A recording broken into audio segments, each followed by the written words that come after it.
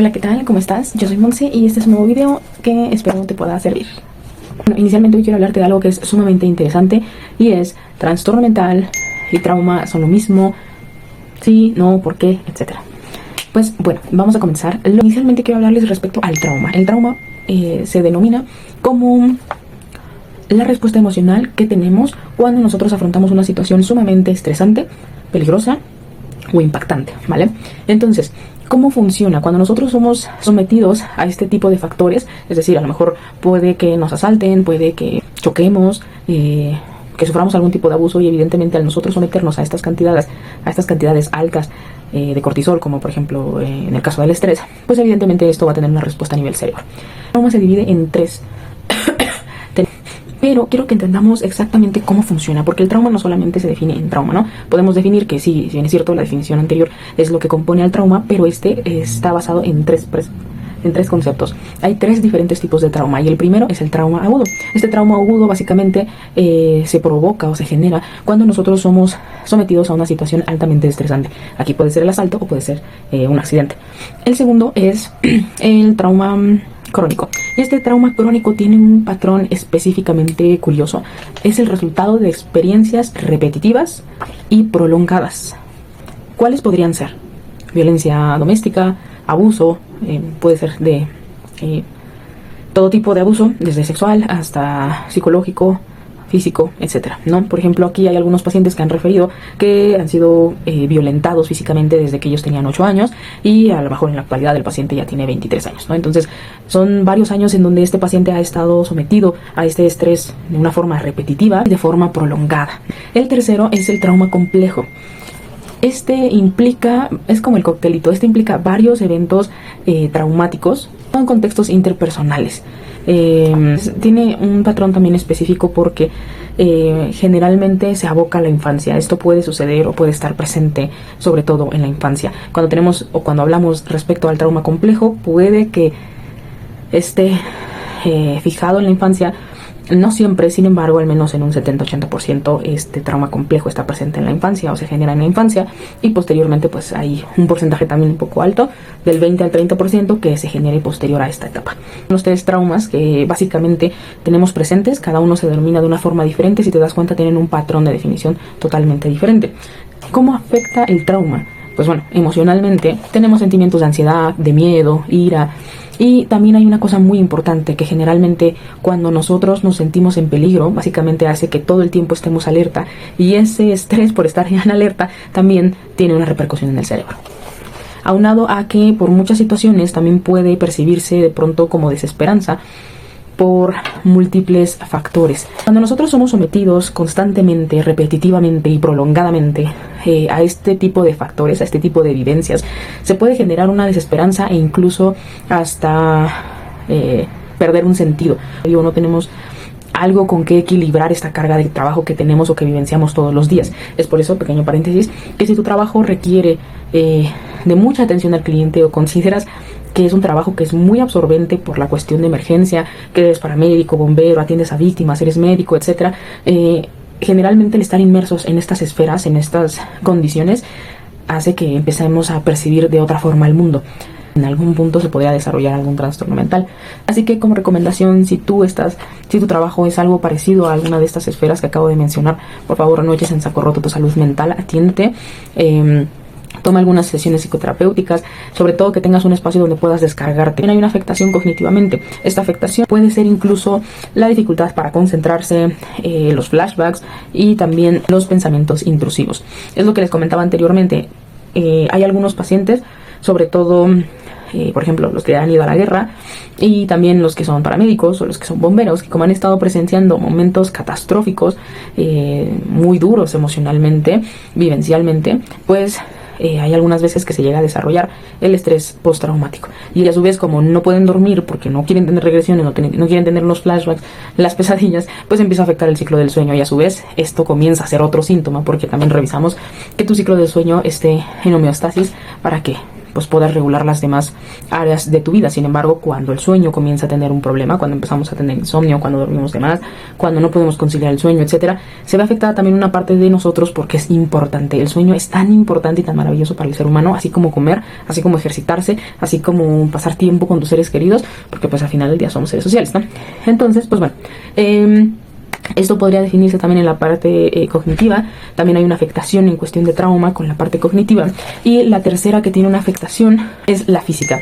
Podemos llegar a desarrollar tensión en varias partes del cuerpo, tendientes a tener respuestas exageradas hacia el estrés, insomnio, como lo mencionaba anteriormente, y otros factores que a su vez nos pueden ir desarrollando, ¿no? En este caso, el insomnio puede provocar que nos comencemos a descuidar, incluso puede provocar en determinado momento cierta paranoia después de cierto tiempo de no dormir. Por ejemplo, no comer bien, no hacer ejercicio, etcétera. Pues básicamente es ir descuidando el cuerpo. Podemos enfermarnos a lo mejor con alguna enfermedad cardiovascular o algún trastorno alimenticio. Entonces, pues bueno, de esta forma afecta el trauma. ¿Qué sucede en el cerebro cuando tenemos o cuando se produce un trauma? ¿Por qué es tan impactante para nosotros? Pues bueno, el trauma puede activar el exceso de uso de la amígdala. La amígdala es un área del cerebro, es un pedazo, como una semillita que tenemos en el cerebro, que más adelante probablemente veamos algunas partes del cerebro para que las podamos ilustrar mejor. Pero bueno, si no, voy a dejar una imagen por acá. Esta es una parte del cerebro que procesa el miedo, y aquí a su vez le dificulta el control del estrés en la corteza prefrontal, que es otra área del cerebro. Área que está encargada de tomar las decisiones y de la regulación emocional. Entonces, básicamente cuando nosotros producimos, bueno, más bien cuando se crea un trauma, pues este es el impacto que tiene en el cerebro. Es la forma en la que afecta y lo que pasa en el cerebro cuando se produce un trauma. Entonces, ¿por qué no es igual que un trastorno mental? Pues bueno, porque un trastorno mental es totalmente diferente. El trauma se puede evocar por medio de una situación en donde nosotros estamos sometidos a niveles impresionantes de estrés, de ansiedad, de peligro, y que puede ser altamente sorprendente. ¿Cómo se puede solucionar? ¿Qué necesito para tratar este trauma? Pues bueno, primeramente es asistir a psicoterapia. Es decir, vamos con un psicólogo, con un psicoterapeuta, a través de las metodologías, las técnicas, etcétera, pueda ayudarnos a disminuir los síntomas del trauma. Posteriormente, algo que también nos va a ayudar muchísimo es el apoyo social. Platicar con alguien de la familia, con un amigo, con tu pareja, con conocidos, con incluso los mismos que a lo mejor vivieron la misma situación o situaciones parecidas. Platicar con ellos para poder descargarte, para que puedas incluso ver que hay otras perspectivas y que al final del día lo que estás sintiendo es bien válido, ¿no? Está sucediendo por algo. Y tercero, el autocuidado. Esta es una parte muy complicada, sobre todo cuando estamos atravesando por un trauma, cuando tenemos un trauma, porque todo se ve afectado, desde lo emocional, lo cognitivo y lo físico. Entonces, es una parte complicada. Sin embargo, el también apapacharnos, abrazarnos, respetar nuestros tiempos, que no seamos tan duros con nosotros mismos y comprendamos que al final del día estamos viviendo algo que es doloroso, y darnos el espacio y el tiempo y ser pacientes con nuestro proceso. Creo que eso también nos va a ayudar muchísimo, ¿no? Y entonces, ya sabiendo cómo funciona el trauma, entonces es lo mismo que trastorno mental. No es lo mismo, sobre todo porque el trauma se produce por nosotros estar básicamente inmersos en una situación altamente impactante, estresante o peligrosa. Sin embargo, el trastorno mental es una cosa totalmente diferente, es un padecimiento. La realidad es que el trauma se trabaja con el objetivo de poderlo como deshacer, ¿no?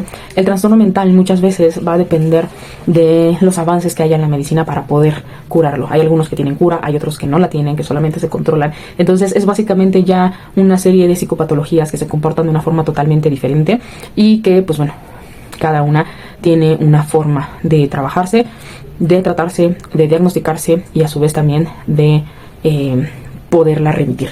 Un trastorno mental es la alteración de procesos emocionales, cognitivos o de conducta, que esto afecta significativamente a otras esferas e incluso su funcionalidad. Es decir, con esferas me refiero a que puede afectar a familia, pareja, amigos, trabajo, escuela, e incluso como otras cuestiones de salud, como el sueño, la sexualidad, la alimentación, etcétera, ¿no? A su vez también afecta la capacidad para desenvolverse en una sociedad y en cada una de estas esferas sociales, por ejemplo, pareja, amigos, familia, etcétera, ¿no? No solamente se pierde, o más bien hay una interrupción en esa capacidad para ejecutar las acciones o ejecutar cierto tipo de cosas, sino que también se pierde como disfrute de la vida. Pueden variar en cuestión de gravedad, de duración. Sin embargo, para poder definir o para poder comprender de dónde vienen o por qué nacen o por qué surgen, pues necesitamos entrar a una parte que se llama la etiología de la enfermedad.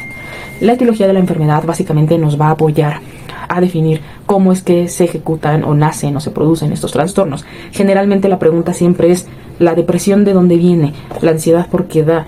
¿Qué hace incluso que una persona que está aparentemente sana pueda delinquir, pueda matar, pueda mutilar, violar, etcétera, ¿no? Y la verdad es que muchos libros nos hablan respecto a esto, y hay algunos que mencionan que es una parte ambiental, es una parte como social, en donde básicamente la sociedad hace pues como el Guasón, ¿no? Como el Joker. Básicamente la sociedad corrompe a la persona y hace que cometa ciertos delitos. La realidad es que hay algunos libros que nos mencionan esto, hay algunos libros que nos hablan respecto a la genética y hay otros que nos llegan a hablar sobre la biología. Pero todos estos libros, no estoy diciendo que uno tenga la razón, pero tampoco que nadie la tenga. Uno de ellos nos aportaron diferentes cosas para al día de hoy saber que más bien para conocer la etiología de la enfermedad, que es básicamente la forma en que nosotros podemos definir el porqué de cierto trastorno. La etiología de la enfermedad se refiere a las causas y orígenes. Dependiendo del tipo de enfermedad, la etiología se divide en diferentes categorías. Por ejemplo, vamos a comenzar por los biológicos. Estos biológicos básicamente son microorganismos patógenos, que pueden ser virus, bacterias, hongos, parásitos, básicamente lo que podría producirnos una gripa, como la mía que lleva 1000 años. Estos son microorganismos y como cualquier otra persona se puede enfermar. En estos biológicos también entran los desequilibrios metabólicos, como por ejemplo la diabetes tipo 2, las alteraciones genéticas, como la fibrosis quística, factores biológicos que pueden enfermarnos, ¿vale? Posteriormente tenemos los factores ambientales. Estos factores ambientales incluyen los factores físicos, como la exposición a radiaciones, temperaturas extremas o traumas físicos. Posteriormente tenemos la exposición a toxinas. Esta exposición a toxinas básicamente podría ser las enfermedades pulmonares debido a la inhalación del humo del tabaco. Personas que también cocinan con leña, pues bueno, al inhalar este humo evidentemente también tienen una repercusión ambiental. El siguiente factor es el genético. Este factor genético básicamente nos refiere a la parte hereditaria, condiciones que se transmiten a su vez de generación en generación. Por ejemplo, hemofilia. Tenemos el segundo, que son mutaciones espontáneas, y estas mutaciones espontáneas se refiere a alteraciones genéticas no heredadas que ocurren durante la vida del individuo. El factor psicológico habla respecto a trastornos mentales y emocionales, a factores genéticos, experiencias tempranas o traumas significativos como el trastorno del estrés postraumático. También tenemos la parte multifactorial. La parte multifactorial nos refiere que hay algunas enfermedades que tienen causas diversas. Por ejemplo, la obesidad, el cáncer. Las causas multifactoriales básicamente comprenden que podría ser una combinación entre predisposición genética y factores ambientales o de estilo de vida. En esta parte multifactorial básicamente mencionan que tiene algo que ver la predisposición genética con el estilo de vida y los factores ambientales. ¿Cuál es el propósito o por qué traje a la plática la etiología? Traje a la plática porque es necesario comprender no solamente el cómo nacen los trastornos mentales, sino que también esto, aparte de ayudarnos a encontrar los orígenes y las causas, nos permite ser un poco más específicos, incluso certeros a la hora de diagnosticar, y aparte incluso también poder diseñar planes de prevención. Entonces, ya que conocemos la etiología de la enfermedad, ahora sí traemos nuevamente la información respecto al trastorno mental y qué es lo que lo provoca, de dónde nace la depresión, por qué la depresión funciona de esta forma, por qué la ansiedad podemos nacer con ella o posteriormente tenerla, mis papás la tenían y yo la voy a tener. Entonces, ¿cómo funcionan los trastornos mentales? ¿Se nace con ellos? Si mis papás lo tuvieron, yo también los voy a tener. Ya los tengo. ¿De dónde nacieron? Pues si nadie en mi familia los había tenido. Pues bueno, ya conocemos que existen este tipo de factores biológicos, ambientales, psicológicos y genéticos. Estos 4 factores básicamente definen la etiología de la enfermedad y nos ayudan a comprender por qué o de dónde podría venir tu trastorno. Entonces, por ejemplo, si tengo una predisposición genética, a lo mejor mis papás tuvieron depresión, evidentemente tengo una predisposición genética, como lo funcionaría con alguna otra enfermedad cardiovascular, cualquier otra enfermedad crónica degenerativa, ¿no? Sin embargo, esta predisposición genética, nuevamente, es como lo mencionaba anteriormente, no porque haya una predisposición significa que me va a dar. pueda a lo mejor yo cuidarme haciendo ejercicio, comiendo bien, cuidando mi salud mental y demás, para no llegar a esto, o que a lo mejor aplazarlo pues el mayor tiempo posible. Entonces funciona de la misma forma con los trastornos mentales. Algunos se van a comportar de forma genética, es decir, que yo tengo una predisposición para tener este trastorno. Habrá algunos que por factores ambientales, como estar expuestos a toxinas, a radiaciones, etcétera, van a ser o van a provocar, van a generar un trastorno a través de esto. Los factores biológicos, por ejemplo, también virus, bacterias, hongos, mutaciones, equilibrios metabólicos puedan provocar un trastorno mental. Entonces, ojalá te haya quedado un poquito más claro trauma, trastorno mental y cómo se define cada uno, y que también tenemos una etiología de la enfermedad para poder descartar o afirmar. Muchas gracias por ver y ojalá siga viéndote por acá.